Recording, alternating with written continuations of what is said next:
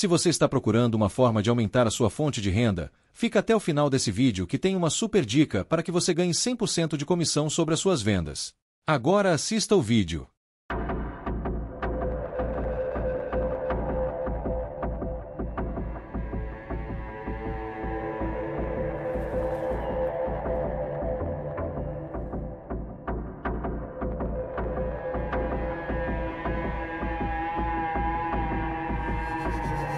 Na obscura infância de Jesus.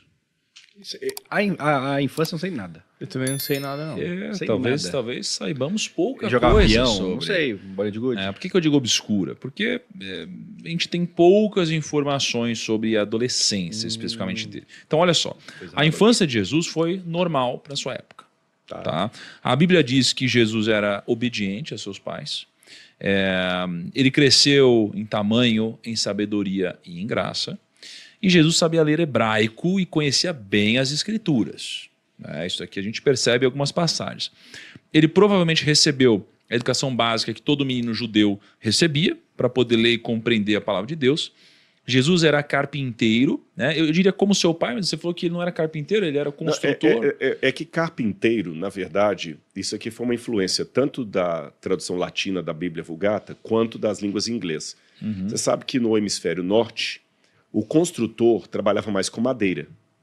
Tanto é que em inglês, carpenter é quem faz casa. Carpenter é quem faz casa. É que no Brasil, carpinteiro, às vezes, é confundido com marceneiro. Mas nesse caso aqui, então, eu entendo que Jesus ele era o quê? Ele... Construtor. Construtor. Como o pai dele. Que mexia com madeira. Com madeira ou pedra, o material que tivesse okay. mais expondo. Na Galileia era mais pedra, tinha pouca, mas telhada, porta, ou casa mesmo, edificação de casa. Lembra, a palavra grega, em todas as vezes que fala carpinteiro, Jesus, filho do carpinteiro, Jesus como carpinteiro, é a palavra tecton. Tecton é construção. Perfeito. Construtor, melhor dizendo. Tecton é o construtor. Arquitecton é o chefe do construtor, arquitetura. E aí, quando você estava falando, Kaique, sobre a influência do pai na vida de Jesus, olha aqui, Jesus era carpinteiro como seu pai. Cara, que lhe ensinou a profissão durante a sua adolescência. Essa profissão era uma profissão bem remunerada na época? Tipo assim, dá pra considerar, então, sei lá, aquele... Rodrigo vai responder melhor, mas assim, parece que é uma coisa humilde, mas não é uma coisa humilde. É uma profissão de quem ganha dinheiro na época. Ganhava bem. Porque o cara Jesus não era pobre, igual as pessoas falam. Não, porque ele sabia construir, né? Ele criava as coisas. Em algum ponto eu quero entrar nisso, porque as pessoas gostam muito, né, no mundo cristão, de quase que dizer que assim, a pessoa ela é humilde só se for pobre, e Jesus era o mais pobre de todos, coitadinho e tal. Não era bem assim, né? Então, depois de algum momento eu vou querer entrar nisso, porque acho que é um ponto importante e contra-intuitivo. E acho que, inclusive, que as pessoas usam muito isso para se justificar nos dias de hoje. Mas depois eu quero entrar com calma, tá? Então, beleza. Então, o pai dele ensinou essa profissão para Jesus. Olha a influência, a importância da criação, né, dos pais. E ele também teria contato com a agricultura. Ele não teve grandes estudos como outros rabinos, porque a sua sabedoria vinha de sua vida de comunhão com Deus, né? Ele tinha aqui uma proximidade com o pai. E aí, a gente tem uma história de quando Jesus tinha 12 anos. Ah, é verdade. Lembra? A gente visitou até. Sim. Ali. Então, quando Jesus tinha 12 Seria anos... meio que o bar mitzvah dele? Eu tô falando... O bar mitzvah hoje são 13 anos. Mas há alguns autores que pensam que pode ser o bar mitzvah de Jesus, porque é aquilo que eu falei, 13 anos no judaísmo de hoje. Será que no judaísmo do primeiro século era 13 anos também, ou 12? Perfeito. Então, eu até lembro aqui que a gente viu, né? Vários bar mitzvahs acontecendo, o pessoal cantando e tudo mais. Que era tradição, né? E quando Jesus tinha 12 anos, ele foi para Jerusalém com os pais dele celebrar a Páscoa. Quando os pais dele voltaram para casa, eles não repararam que Jesus tinha ficado para trás. Então eles tinham esquecido Jesus. Isso aí. Né? Ali. Responsabilidade. Tipo, eu esqueci minha filha no shopping, né? Não, mas cara, seus pais já te esqueceram em algum lugar? O meu já. Não me esquecer, mas eu tenho uma lembrança que eu tava, tipo, numas casas Bahia da vida, assim. Aí eu sentei no sofá pra ficar assistindo TV e tipo assim, não avisei meus pais ficaram me procurando, tipo, por 1 hora, assim, ó. E eu sentadinho, assim, vendo TV, assim, ó. E todo mundo maluco. Cara, eu fiquei um pouco confuso. A Páscoa... Eu achava que a Páscoa tinha nascido, assim, ó, a celebração depois da morte de Jesus. Boa pergunta dele. Boa pergunta, porque simbolicamente mudou um pouco a definição de Páscoa, faz sentido. Deixa eu terminar só esse trecho, aí eu queria que você explique pra gente o que mudou, né? Aí, o Rodrigo vai falar que a Páscoa que a gente comemora não é a verdade. Eu não vou acreditar mais em nada. Cara. Eu vou falar, cara, do presépio é mentira. Mas, cara, tem uma coisa que eu vou te falar. Eu vou te falar um negócio que é mentira também. Ah, não. É sério, tá preparado? Papai Noel não existe. Ah, Não sabia disso? Essa é uma loucura. E aquele coelhinho de chocolate, aquele ovo de chocolate não foi o coelho que botou. Não foi o que ele botou. Olha só, né? Derrubando mitos. Então, olha só, de repente os pais de Jesus falam: ih, caramba, Jesus ficou lá Meu no Deus templo. do céu, esquecemos. Né? E eles normal, pensavam normal. que Jesus ele tinha ficado com os outros parentes. Ou tava assustado com Né? medo. Aí depois de procurar por 3 dias, eles encontraram o menino no templo, escutando e fazendo perguntas aos mestres da lei. Só que ele tinha 12 anos. Né? Então, os pais repreenderam Jesus por não por não se preocupar com eles, mas ele respondeu que ele estava na casa do seu pai. Os mestres da lei nessa época eram os rabinos, né? Que eles... Rabinos. Né? E aí Jesus foi para casa. Então, olha só. Agora eu vou ler o que está na Bíblia. Depois de 3 dias, o encontraram no templo, sentado entre os mestres, ouvindo-os e fazendo-lhes perguntas. Que, aliás, Jesus fazia muito isso. Ele fazia muitas perguntas. Era um jeito muito interessante de se comunicar. Fazer os outros refletir. Todos os que o ouviam ficavam maravilhados com o seu entendimento e com as suas respostas. Quando seus pais o viram, ficaram perplexos. Sua mãe lhe disse: filho, por que você nos fez isto? Seu pai e eu estávamos aflitos à sua procura. Ele perguntou: por que vocês estavam me procurando? Não sabiam que eu devia estar na casa de meu pai? Mas eles não compreenderam o que lhes dizia. Então vamos lembrar, ele tinha 12 anos, ele estava discutindo com gente de alto nível, né, os mestres da lei, rabinos, ele estava deixando todo mundo encantado, imaginando, cara, como uma criança de 12 anos tem tanta sabedoria? Claro, ele é Jesus. Né? Então, nessa época, Rodrigo... E quando ele fala a casa do meu pai, é porque ele estava num templo, né? E ele O templo era, de Jerusalém. É a casa do pai dele. E aí, para o Rodrigo, 2 coisas. Primeiro, nessa época, Jesus já sabia que era Deus? Aparentemente sim, mas em que momento, né, retomando a pergunta que o Lucas já fez no começo, Jesus entendeu que ele era Deus. Que ele era o escolhido, né? Sai desde o nascimento. E a segunda coisa é sobre o significado da Páscoa. Né? Assim, hoje a gente olha para a Páscoa de uma forma, mas já existia a Páscoa antes. Então, o que mudou nisso? Vou começar de trás para frente. Vou falar da Páscoa, depois da consciência dele. A Páscoa, na verdade, ela nasceu cerca de 1445 a.C., que é quando o povo de Israel sai do Egito, no Êxodo. Quando eles saem do Egito, que foi justamente no dia 14 para 15 do mês de Nissan, ou Abib, o primeiro mês do ano, Deus falou com Moisés: vocês vão celebrar agora todos os anos essa libertação. É como o Brasil tem o 7 de setembro de 1822, os Estados Unidos tem o 4 de julho de 1776. A libertação dos escravos do Egito, é isso? Dos escravos hebreus. Independência, né? A independência. É o 7 de setembro do Brasil, ou 4 de julho dos Estados Unidos. A data que eles saíram. Exatamente, que é o 14 de Nissan. E quando eles saem... Nissan é o primeiro mês do calendário judaico. Nissan ou Abib, é o mesmo mês, tá bom? Quando eles saíram do Egito, Deus falou com eles uma coisa: olha, vocês vão ter que renunciar ao Egito para eu libertar vocês do Egito. E os egípcios tinham um costume de colocar no umbral das casas várias inscrições de pedido de socorro para os deuses, para que os deuses protegessem quem estava em casa. Era um seguro de vida quase. Os hebreus, séculos morando lá, devem ter pegado essa cultura. É igual o japonês que nasceu no Brasil e põe o filho de José Carlos Hashimoto. Zé Carlos, né? Mas é Hashimoto, mas é Zé Carlos. Então eles pegaram muito dessa cultura também.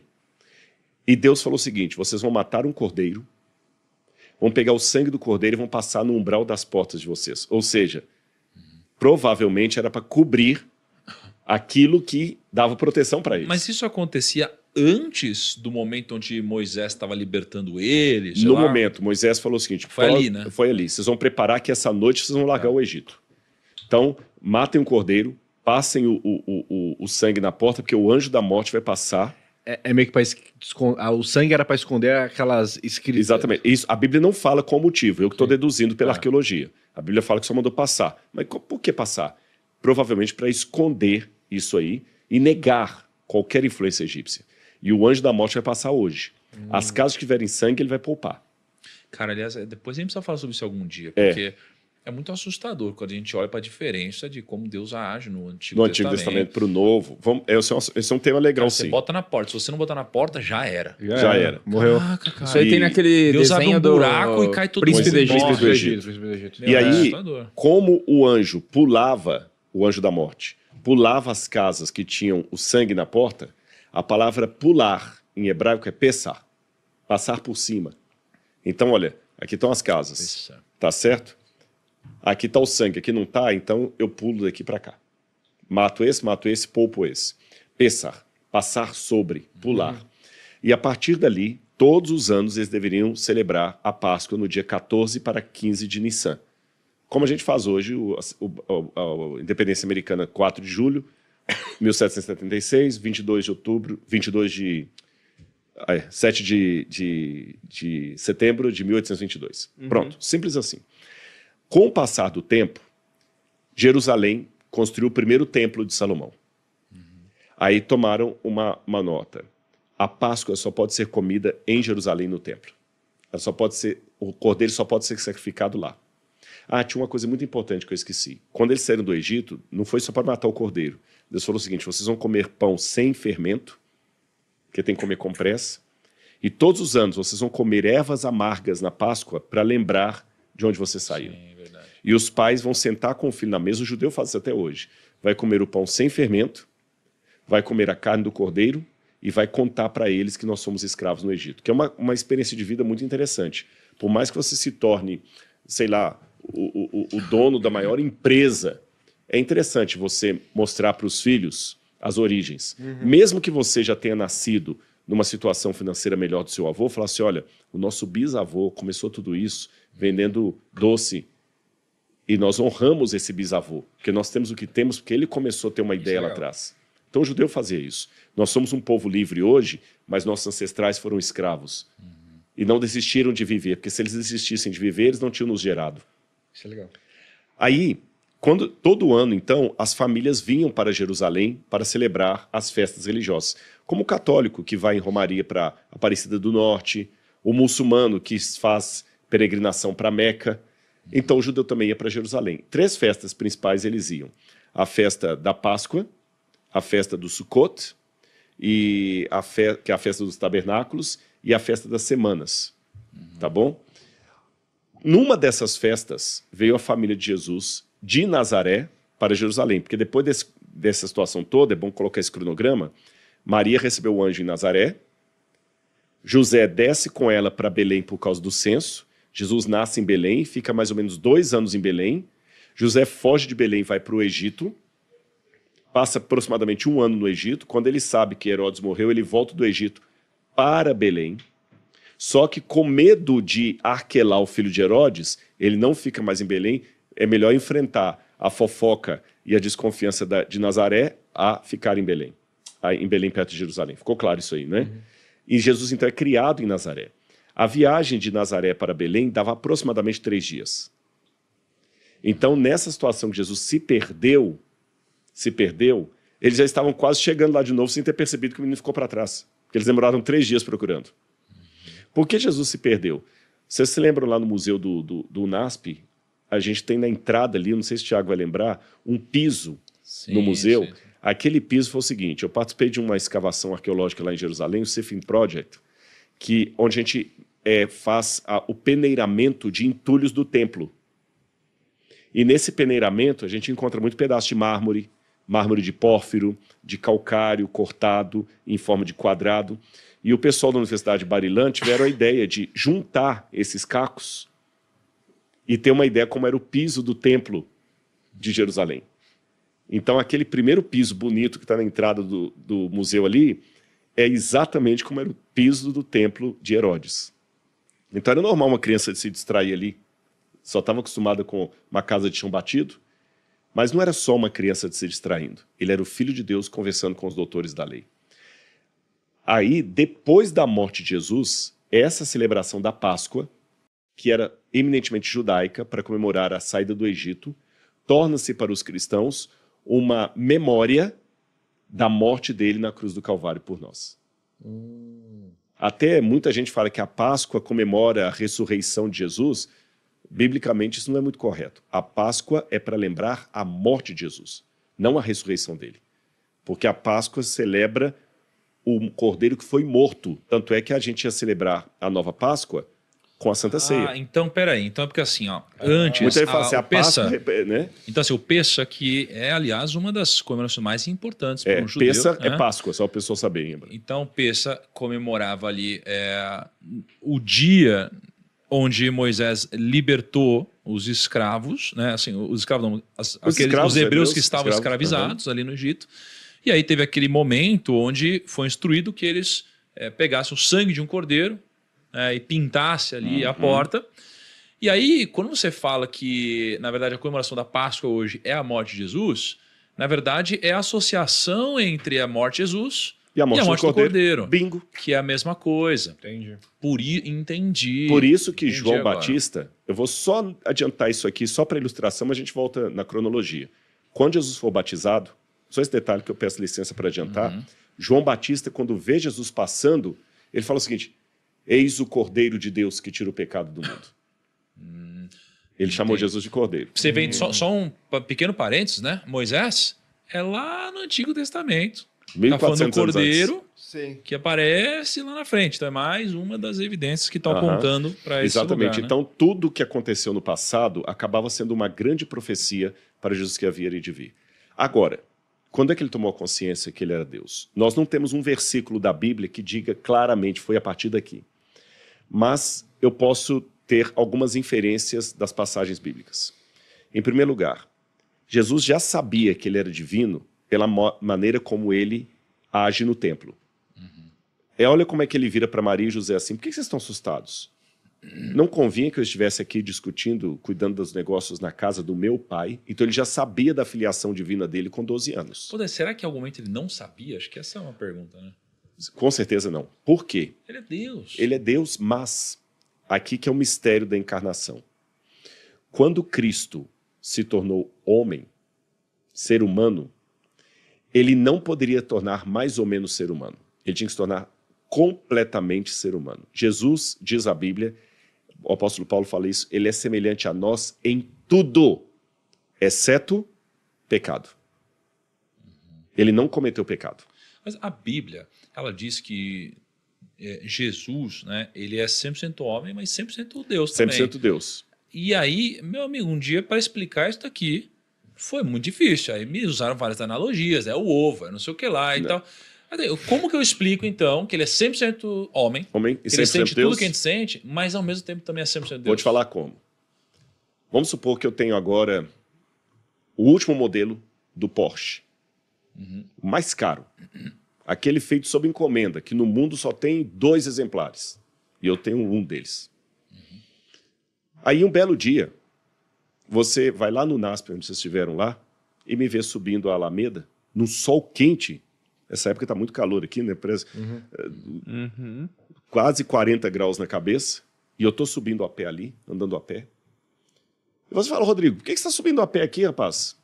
É porque esse menino aqui que eu trago para o NASP, ele tem fobia de carro. Ele não pode entrar no carro. Se ele entrar no carro, ele começa a passar mal, ele tem alergia ao banco e tudo mais. E eu preciso trazê-lo. O único jeito que eu tenho de andar com ele até a sala de aula é vindo a pé e deixando o meu carro em casa. Aí vocês ficam injuriados. Não, mas não faz sentido. Cara, você tem o Porsche mais caro do mundo. Você tem que andar de Porsche, ainda mais num sol quente desse. Eu responderia alto lá. Se eu sou dono do Porsche, sou dono bastante para usá-lo ou deixá-lo na garagem. Porque se eu sou obrigado a dirigir o Porsche porque eu tenho o Porsche, o carro é que é meu dono e não o contrário. Continua a minha analogia. Quando eu estou andando a pé com o menino, eu estou fingindo que estou andando a pé ou estou literalmente andando a pé com ele? Tô andando a pé. Estou andando a pé com ele. Mas eu perdi o meu carro? Não. Eu continuo sendo dono de um Porsche? Só que eu não estou usando. Ele está na garagem. Cristo é 100% Deus. Ele não perdeu nenhum atributo divino que ele tem. Mas para andar a pé conosco nesse mundo, Ele não usa nenhum. ele deixou o Porsche na garagem e literalmente caminhou no meio de nós. Ele não fingiu que estava subindo a Alameda do NASP no sol quente. Ele estava mesmo subindo a Alameda do NASP. E o que eu faço com o Porsche? Está na garagem lá, bonitinho. Se você for lá, vai ver o Porsche bonitinho lá. O apóstolo Paulo fala aqui, ele responde isso usando uma outra analogia que eu vou pedir licença para ler para vocês, que está aqui no livro de Filipenses. Filipenses capítulo... Filipenses capítulo 1, versículo... Filipenses 2, versículo 5. Tenham entre vocês o mesmo modo de pensar de Cristo Jesus, que mesmo existindo na forma de Deus, não considerou ser igual a Deus algo que deveria ser retido a qualquer custo. Pelo contrário, ele se esvaziou, assumindo a forma de servo, tornando-se semelhante aos seres humanos. Ele se esvaziou. Ele não perdeu o 100% Deus que ele é, mas ele adquiriu a natureza humana. Agora, para adquirir a natureza humana, ele teve que pagar um preço. Qual o preço? Quando ele nasceu, Jesus fez cocô, parecendo com abacate, como qualquer recém-nascido.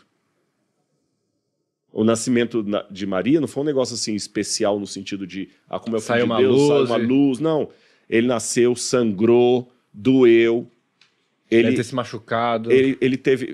Quando o dentinho de Jesus estava nascendo, ele deve ter tido febre, ele coçava, ele chorava. Se Jesus estivesse aqui hoje, considerando, né, a situação humana dele, ele poderia ser acometido de um vírus, de uma bactéria. Ele teve medo, ele teve fome, ele teve sede. Não é mais ou menos isso? Por exemplo, ele poderia ter tido uma doença e morrido. Mas se ele ficasse doente, Deus ia falar, não, isso aqui não vai cumprir o propósito, então ele não vai pegar a doença, assim. Será que não tá... Era meio que, tipo, você é humano enquanto não tiver algo que possa te afrontar a vida. Porque no momento que isso for acontecer, não, peraí, eu preciso te proteger, isso não pode acontecer. Mas isso é com cada um de nós. Diz que não cai uma folha do céu sem que Deus permita. Sim. Então isso não é nenhum privilégio de Jesus. Eu estou vivo até hoje, eu podia ter morrido ontem. Sim. Mas Deus não. Eu quero que ele continue vivo. Então, e pelo contrário, isso que você está falando mostra ainda mais a entrega dele à vontade do Pai.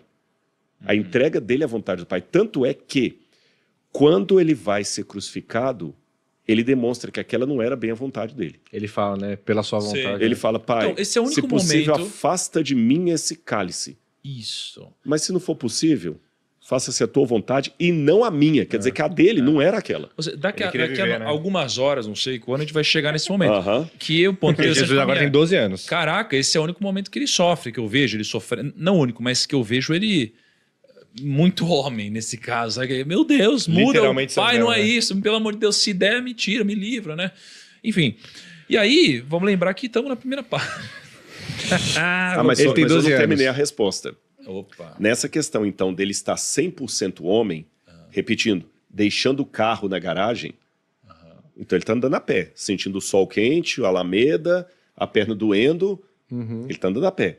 Sendo assim, Jesus não usou a onisciência dele. Ela ficou na garagem. Onisciência, para quem não sabe, que não está acostumado com a linguagem teológica, é a capacidade divina de saber tudo. Deus não aprende, Deus sabe. Deus não raciocina, Deus sabe. Ele não chega à conclusão, ele já sabe tudo.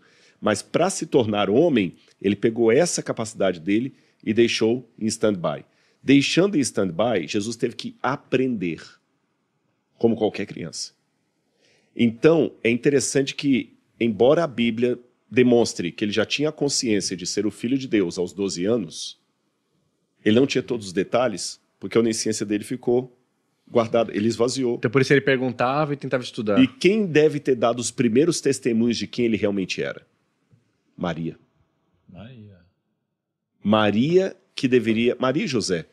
Ela que deveria contar para ele, olha, quando você nasceu, meu filho, um anjo de Deus veio até mim, falou que no meu ventre estava o Filho de Deus, você é o Filho de Deus, etc, etc, etc. E aqui para mim levanta uma coisa muito surreal de Jesus, que é a fé dele.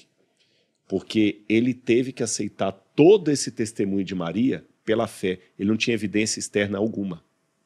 Porque ele não lembrava, ele era um bebê recém-nascido. Ele tinha o testemunho dela. Olha, os magos vieram do Oriente, Herodes tentou te matar, o anjo apareceu para os pastores vieram, depois Ana e Samuel lá no templo confirmaram, você é o Filho de Deus. Ela mostrava as profecias de Isaías para ele. Uma vez eu lembro que um amigo judeu falou assim, é mentira, porque mulher não podia tocar na Torá. De novo, pegando a ideia talmúdica. E no Talmud tem duas afirmações. Tem um rabino que fala que o homem que ensina a Torá para sua filha está colocando na prostituição, e tem rabino no Talmud que fala que o homem deveria ensinar a Torá para a filha, porque é a filha que vai ser a primeira professora dos filhos. Então Maria provavelmente foi a primeira professora de Jesus, e ela talvez citou para ele o texto de Isaías que você leu. Lembra que o profeta Isaías escreveu que uma virgem ia dar à luz a um menino e chamá-lo de Emanuel? Eu sou essa virgem. Eu não tive relações com José. E você nasceu. E ele ficava ouvindo aquilo tudo, aquilo tudo. A primeira vez que Deus vai manifestar audivelmente e visivelmente para Jesus é no batismo dele. Quando ele ouve a voz de Deus falando, este é o meu filho amado em quem me comprazo, ele já estava em volta de 30 anos. Até ali, toda a segurança que ele tinha, que era o Filho de Deus, era baseada pela fé, no depoimento de Maria e no estudo das Escrituras. Se chegou até o final do vídeo, você acaba de ganhar um presente para te ajudar a gerar mais renda no mês. O que me diria de ter forma de gerar renda que realmente faça diferença na sua vida? Pare de depender de terceiros e comece a ganhar 100% de comissão com seus próprios produtos. Clique no primeiro link da bio e comece hoje mesmo.